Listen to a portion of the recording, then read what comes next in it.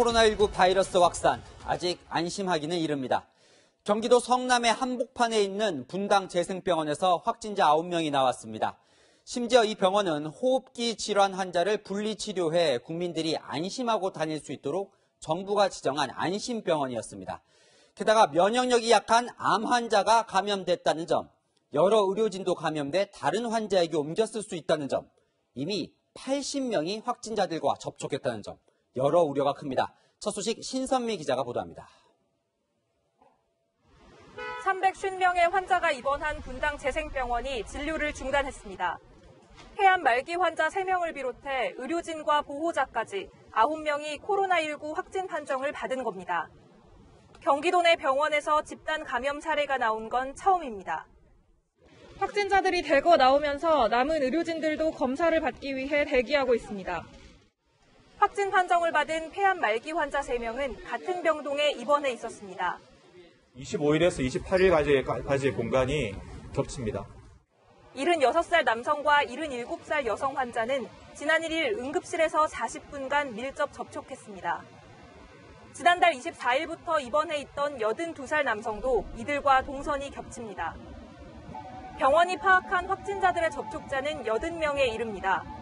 병원에는 면역력이 떨어진 고령 환자들이 밀집한 탓에 대규모 집단 감염으로 이어질 수 있다는 우려가 나옵니다.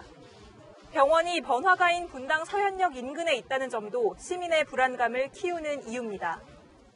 옛날에는 이 근처 가까이 다니다가 지금은 50m 떨어져가지고 길 건너서 이제 다니고 있다고. 가급적이면은 밖에 안 나가고 그냥 집에서만 계속 있는 편이죠. 병원은 입원 환자들을 다른 병원으로 옮기거나 퇴원시키고 1,500명의 직원을 대상으로 전수조사를 벌이고 있습니다. 채널A 뉴스 신선미입니다. 안심병원이 이렇게 뚫린 건 폐암인 줄만 알았던 입원 환자가 뒤늦게 코로나19 확진자로 판명됐기 때문입니다.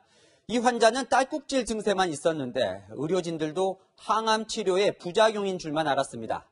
이런 무증상 감염 환자가 또 있다면 모든 안심병원이 위험해집니다. 계속해서 이은우 기자가 보도합니다.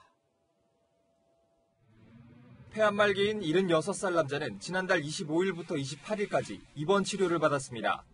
이틀 뒤인 지난 1일 딸꾹질이 멈추지 않아 응급실을 찾았지만 코로나19로 의심받지는 않았습니다. 입원 당시에 호흡기 증상은 전혀 호소하지 않았고 딸꾹질을 주소로 해서 왔었습니다. 이것도 물론 항암 치료의 부작용으로 흔하게 생기는 거고 격리공간에 처음에 넣을 수는 없었고 이 환자가 확진 판정을 받은 건 지난 3일. 그동안 무증상이었다가 열이 나면서 검사를 받은 겁니다. 확진 판정을 받은 다른 환자들도 마찬가지입니다. 어지럼 증세를 보이긴 했지만 따로 격리되진 않았습니다. 무증상 상태에서 바이러스가 전파됐을 가능성에 무게가 실립니다. 잠복기간 4일 정도로 돼 있어요. 평균값이. 잠복기까지 걸러낼 방법은 없습니다. 현실적으로. 이 병원은 호흡기 환자와 비호흡기 환자를 분리 진료하는 국민안심병원이었습니다. 하지만 발열과 오한, 호흡기 이상 여부가 의심 환자를 분리하는 유일한 기준이어서 대책 마련이 시급하다는 지적이 나옵니다. 채널A 뉴스 이은우입니다. 보신 대로 이런 병원 감염이 더 우려스러운 건 메르스 사태 당시 대규모 병원 집단 감염의 악몽이 떠오르기 때문입니다. 대구의 한 병원에서도 환자와 의료진이 무더기로 확진 판정을 받았습니다. 이 내용은 사공성근 기자가 보도합니다. 보건소 직원이 병원 주변 소독에 나섰습니다. 대구 문성병원에서 코로나19 첫 확진자가 나온 건 지난달 24일. 병원 건물 주차 관리 직원을 시작으로 현재까지 환자 2명, 의료진 3명 등 모두 10명이 확진됐습니다. 경북 봉화해성병원에선 입원해 있던 90세 여성이 숨진 뒤 확진 판정을 받았습니다. 여성은 지난 4일 이 병원에서 사망한 뒤 다음날 강원 태백 장례식장으로 운구됐는데 사후 실시한 검사에서 양성이 나온 겁니다. 위암 환자였거든요. 그 같은 병동에 있던 분이 확진자 판정을 받아서 우리 보건소에다가 자식분들이 신고를 해주셔서 앞서 봉화해성병원에선 푸른요양원 입소자 2명이 입원 중 확진됐습니다. 푸른요양원은 입소자와 직원 117명 중 51명이 확진 판정을 받는 등 상황이 갈수록 악화되고 있습니다. 폐쇄된 요양원 앞에는 즉석식품과 세면도구 등 긴급 구호 물품들이 쌓여 있습니다. 일부는 병원으로 긴급 이송됐지만 병실 부족으로 고령자들의 치료가 늦어지고 있습니다. 노인들이 병원으로 이송된데 그 먼 발치에서 보려고 지금 나온 거예요. 걱정되지만은 내가 우리 엄마만 그런 게 아니잖아요. 경북 지역의 집단 감염은 요양시설을 중심으로 잇따르고 있는데 지금까지 확인된 곳만 6개 시설에 이릅니다. 하지만 정확한 감염 경로가 파악되지 않고 있어 보건당국에 비상이 걸렸습니다. 채널A 뉴스 사공성근입니다. 이처럼 집단 감염이 잇따르면서 잠시 주춤했던 확진자는 다시 늘어나고 있습니다. 400명대로 내려갔던 하루 중과폭은 500명대로 커졌습니다. 보건당국은 코로나19 전파력만 놓고 보면 대구가 세계에서 가장 강력한 것으로 보고 있습니다. 여현교 기자가 오늘 확진 상황을 정리했습니다. 어제 오후 4시 이후 하루 만에 코로나19 확진자가 505명 급증했습니다. 이로써 전체 확진자는 6,593명으로 늘었습니다.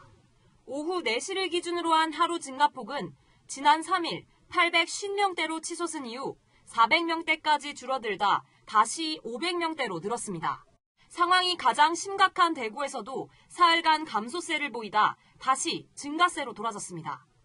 이에 따라 대구 전체 확진자도 4,693명으로 늘었습니다. 보건당국은 대구에서의 코로나19 전파력이 세계에서 가장 강력한 것으로 분석하고 있습니다. 이 감염병이 이 지구상에서 발생하고 난 이후에 가장 강력하고 대규모의 대구 지역에서 있었던 것은 사실입니다. 오늘 대구와 경북에서 사망자 2명이 추가로 나오면서 국내 총 사망자 수는 44명으로 늘었습니다. 증상을 모른 채 지나가다 숨진 뒤 실시한 검사에서 확진 판정을 받은 사망자도 7명이나 됩니다. 부스로 검사 이게 많이 되지만 고령자들이 혼자서 와서 할 가능성은 낮잖아요. 입원도 못하고 하는 거 여전하잖아요.